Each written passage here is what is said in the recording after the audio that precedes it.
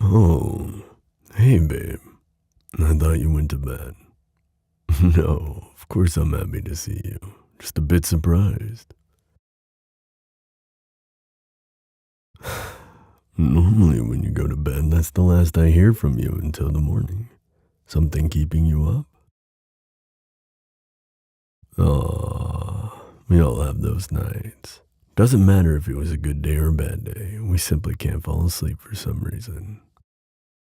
You can stay up with me if you want. You don't have to work tomorrow, right? So, all the more reason why you should hang out with me for a little bit. Besides, tossing and turning in an empty bed is no fun. It's much better to have some company as the hours tick by.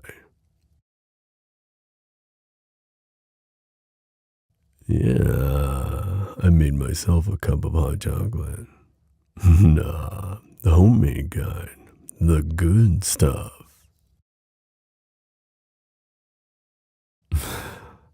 You can have some if you want.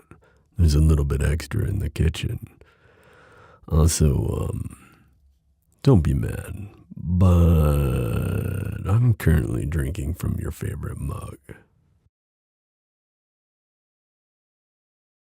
Well, 'cause, no one said I couldn't, so I did. I appreciate it. If you're gonna have some, though, you might have to reheat it. The pot is just sitting on the stove. I'll be here.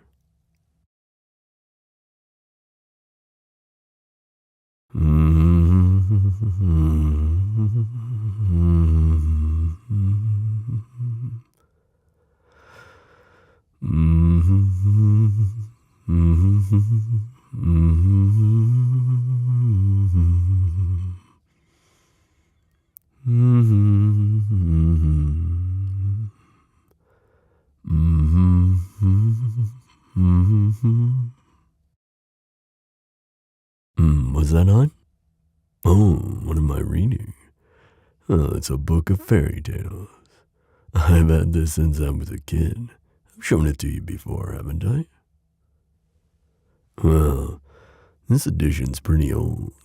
It's one of the things I made sure to take with me from home. I've just always loved these stories, ever since I can remember. And now that I'm an adult, it's like I get to read myself a bedtime story. Oh, yeah, those were my favorite part of the day. Most kids hate getting ready for bed, but not me. I knew that the adventure was about to begin. It's one of the reasons I love the fantasy genre. Weekends were even more special too back then, because I could stay up reading whatever I wanted with whatever food I wanted to eat. Led to a lot of stomach aches, but they were 100% worth it. I'm glad you got yourself something to drink. Here, you can take a look at these volume more closely if you want. Well, these really aren't your standard fairy tales. They're, a little more obscure. If you want, I could, read you one of these. Oh, absolutely. Adults need bedtime stories just as much as kids. Hell, maybe even a little bit more. I mean, there's something about a book and wrapping up nice and cozy that helps you unwind at the end of the day. Hey, come on, join me. All nice and comfortable? Good. Now let's see. What's a good one that you'd like?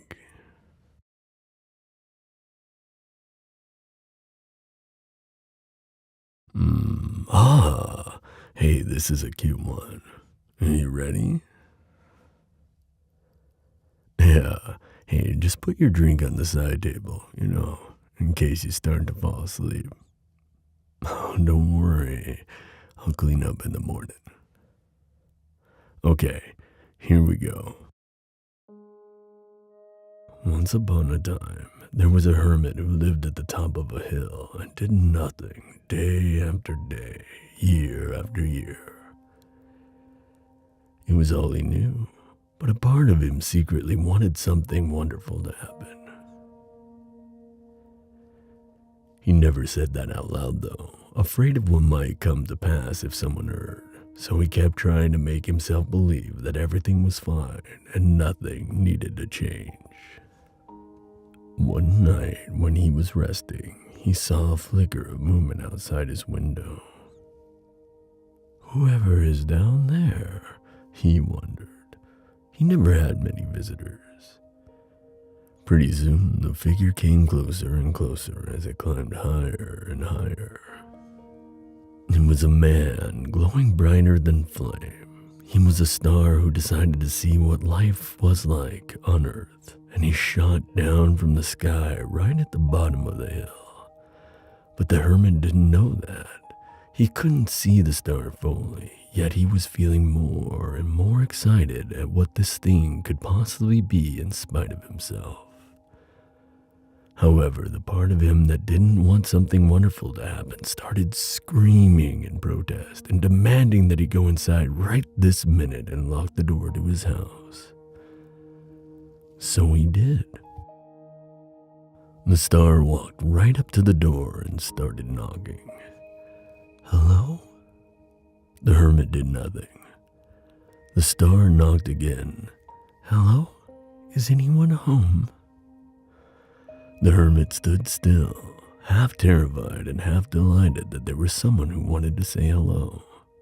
The star knocked a final time. Isn't anyone there?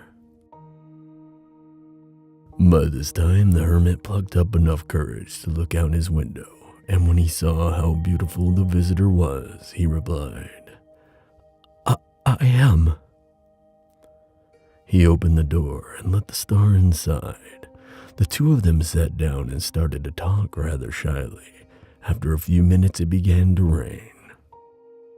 I'm very lucky that you let me inside your house, said the star. May I please stay the night? You may, said the hermit. And if it's nice tomorrow, maybe we could go for a walk. We may, said the star. That sounds lovely. They went outside the next day. Flowers were blooming, birds were singing, and the clouds parted to make room for the shining sun. It was the first day of spring.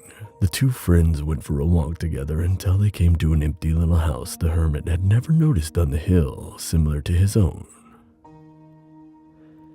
This is where I will make my home, said the star. What do you think? I think it's a wonderful idea, said the hermit. I did nothing before, but now I have someone to look forward to. May I come visit you every day? I love you with all that I am, so yes, you may, said the star. And they spent the rest of their days together ever after. The end. What did you think? Kinda sweet, huh? Babe? Wow. You are out. Wait, are you pretending to be asleep so I'll carry you upstairs? Actually, I don't care if you are. Alright.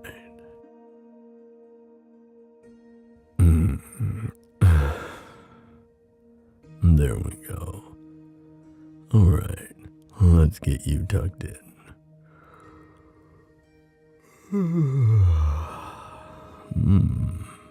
I might join you, and maybe tomorrow morning we can go for our own walk.